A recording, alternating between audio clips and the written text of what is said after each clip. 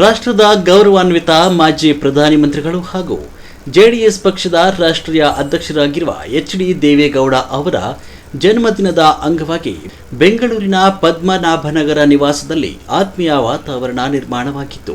ಈ ವಿಶೇಷ ಸಂದರ್ಭದಲ್ಲಿ ನಿಖಿಲ್ ಕುಮಾರಸ್ವಾಮಿ ಅವರು ಕುಟುಂಬ ಸಮೇತರಾಗಿ ಭೇಟಿ ನೀಡಿ ದೇವೇಗೌಡರಿಗೆ ಜನ್ಮದಿನದ ಶುಭಾಶಯಗಳನ್ನು ತಿಳಿಸಿದರು.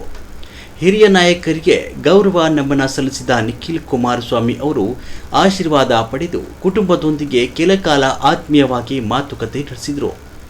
ಸರಳತೆ, ಸಂಸ್ಕಾರ ಮತ್ತು ಕುಟುಂಬ ಬಾಂಧವ್ಯಕ್ಕೆ ಸಾಕ್ಷಿಯಾದ ಈ ಭೇಟಿ ಜೆಡಿಎಸ್ ಕಾರ್ಯಕರ್ತರು ಹಾಗೂ ಅಭಿಮಾನಿಗಳಲ್ಲೂ ಸಂತಸ ಮೂಡಿಸಿತು.